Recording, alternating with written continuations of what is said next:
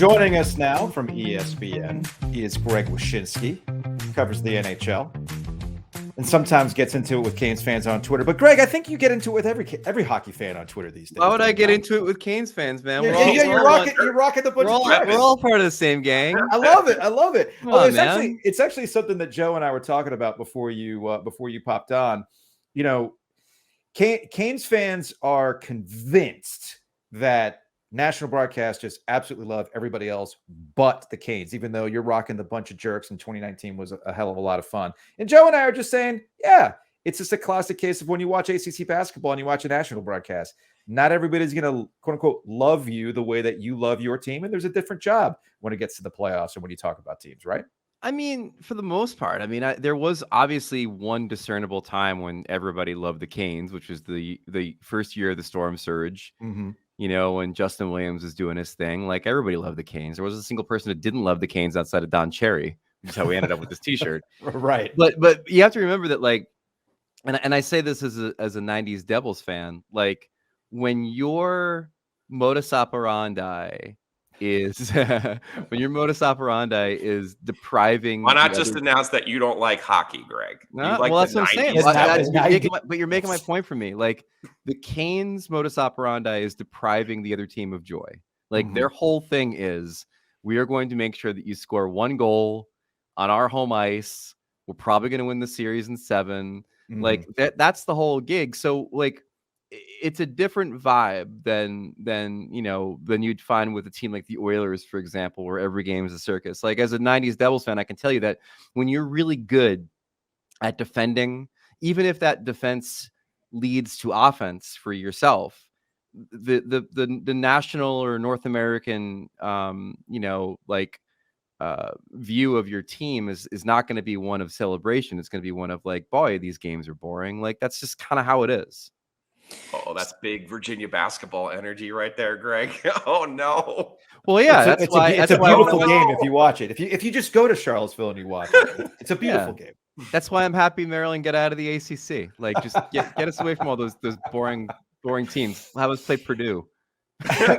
Greg Wyshynski's hanging out with us from ESPN. All right, so game 3 was predictable in that the team that's down 0-2 coming back home, they're still good. You've got Jack Hughes, you've got a healthy Timo Meier. I expected that kind of response from the Devils. So the result doesn't necessarily bother me. I guess if you're a Canes fan, you can look at it in the flush it because the final score was ridiculous. But I actually took it the opposite direction. Like, the Canes were still feisty. This game was not over, despite the fact it got to be 7-2. They made it back 7-4. And you start to think there's a couple shots that hit the post. Maybe things go differently after that. But I kind of like the way the Canes responded, despite the fact the final score was a blowout.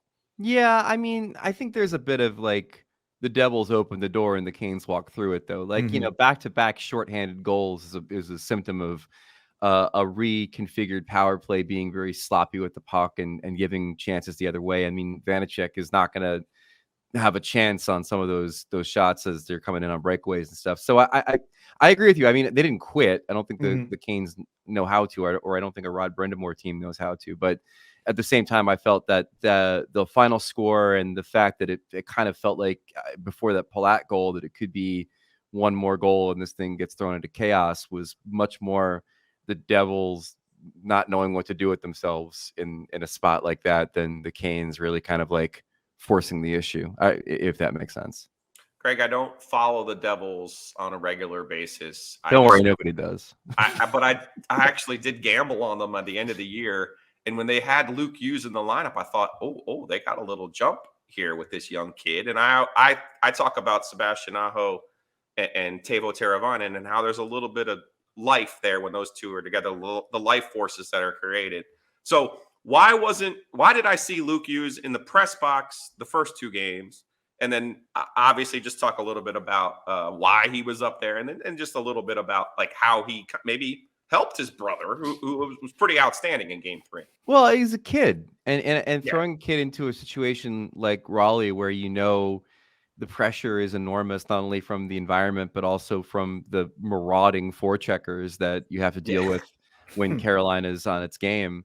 Like it makes sense to not play him there.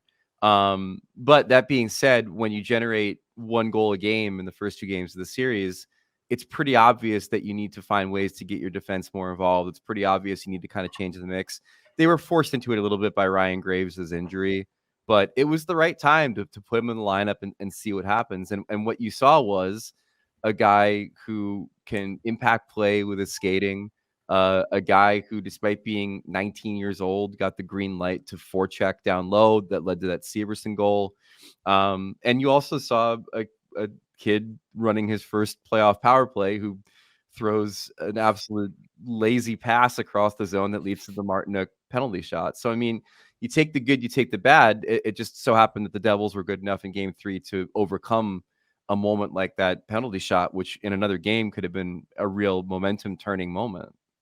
Greg Wyshynski from ESPN's hanging out with us. That's Joe Giglio. I'm Joe Ovies. All right, so Joe can't break him of the habits there, Greg. I know I have radio habits that die hard. I'd rather reset. What is a podcast if not radio in your ears? Greg, we literally called this new company the OG Live Podcasting Company because apparently that's all radio really was. We were just doing live podcasts. So I'll eventually get out of my reset habits rather than saying, the only listen as a veteran of podcasts, here's the difference between podcast and radio. One, you can curse, and two, you can go off on it. Like, we could go off on a tangent right now about like Optimus Prime for like 15 minutes and not have to worry about hitting an ad break. And that's great. That's what makes podcasts different and fun. You got 20 some odd years of habits for me to break before I go into not that I wouldn't go into a Star Wars tangent right now. I mean, wasn't there a horse named Baby Yoda this past weekend? At the Derby? Yeah, I think there was a Derby horse called Baby Yoda, which I'm surprised Lucas didn't, come after him since they shut it. Well, as a member of the Disney Corporation, I simply can't laugh at that joke. So no, can't have that happen. Cannot have that happen. So, all right, Giglio gets on my ass about my obsession with talking about goalies, mainly because talking about goalies is like talking about quarterbacks in the NFL. And I guess that would be another takeaway, that if I'm a Canes fan, I'm optimistic despite the score. You said that the Canes took advantage of the Devils having the door open. Well, that's been their issue throughout, is what are they going to do in net? I understood why they went with a young guy on Friday, but it was as predictable as hell what happened to him on Friday, that you got Vanacek coming in on Sunday. So what do they do going forward at this point? Because the young guy helped him in the previous series. Now it looks like Ruff's got a decision to make. No, I think you stick with Vanacek. I mean, I understand that like he wasn't great, but the bottom line is that what they need out of their goaltending is not someone to steal games, someone to not lose games. Mm-hmm. And I thought that he made enough. Yeah, I mean, and that's, listen, I wrote about this last week in my column. It's a league full of Chris Osgoods now. There's only one goalie in the playoffs that played more than 55 games, and that's Jake Ottinger with the Stars. Everyone else was in a tandem, or they didn't play enough games because they were hurt or whatever. And on top of that, like, no one is really turning to their goalie right now and saying steal a series. Like, the Leafs aren't saying that to Samsonov when he was healthy. The Panthers weren't saying that to Bob. It just so happened that he was like doing it in the first 2 games. And the Devils aren't doing that with either Schmidt or Vanacek. They're just like, don't lose us the game. And I thought Schmidt wasn't good in game 2. Like, I thought he had some, especially on those Kakiniemi shots. Like, I thought he had a chance to stop both and didn't. Mm-hmm. But in Vanacek's case, I thought he made some really key saves in that game, despite giving up 4 goals, including that one on Jesper Fast that was just like on a real tight shot. That was just a really key stop at a key moment. So I think he's earned the crease. I'd be shocked if they went back to the kid at this point. And Vanacek was the starter in the regular season too. He just didn't have anything in the first 2 games of that Rangers series. And then, luckily for the Devils, Schmid gave him what they needed for the rest of that series. I'm fascinated now, Greg. Where are you from in New Jersey? From Matawan. I'm in Monmouth County, exit 120 on the Parkway, Central New Jersey. My colleague Emily Kaplan does not believe Central New Jersey exists. Oh, absolutely. Well, that's the thing. When you're like a snob from North Jersey, you believe there's only a North Jersey and then everything else. But New Jersey is filled with multitudes, man. It's like, think of Neapolitan ice cream. You have North Jersey, right? Then you've got Central New Jersey, and then you have South Jersey. And North Jersey basically is like a New York suburb. Central is like the beaches, and then South Jersey is Philly, basically. Yeah. So that's kind of how it works. I'm from Ringwood, New Jersey, which is up on the New York State border. So you And understand what I'm saying? Like yeah, but you I'm probably 40. thought everything below you was South Jersey. Oh yeah, yeah. At the Yeah. time, yes. But I'm 48, and the Devils were not good when I was growing up. And you had to be the hardest of the hardcore to like the Devils when I was in high school. I mean, by the time I got to high school, that's when they got good. But Yeah. even then, the die was already set. You were Islanders, you were Rangers. So, how old are you, and how did you come about to appreciate Marty Brodeur and the Trap and Die Hard John Madden and some of these other guys? Well, I'm a Gen X kid. I was born in '77, so like Okay. we're around the same like era. You are a little bit more towards the bad years than I was. Okay. Like, I was in high school when they I was gonna say 94, 94, 95. You were yeah, born, I was like okay. yeah in high school then. So like that you're right. I mean, essentially like they were the third team in the market. The year they won the cup, there was relocation talk. I mean, they were Yeah. like talking with Nashville about potentially moving there. Gary Bettman not standing in the way of that, by the way, which was, a point of contention for myself and the commissioner for a few years. So like, they were an interesting team because they were obviously one of the most successful teams for a stretch of like 10 years. Like they won the cup. They went to the conference final against the Rangers in 94, won the cup in 95, won the cup in 2000, Stanley Cup final 2001, Stanley Cup in 2003. Like that is a really great run of success. Problem being is that, like you said, it was not kinetic, appealing hockey. It was the Trap. It was winning with defense. It was Brodeur making 18 of 18 saves.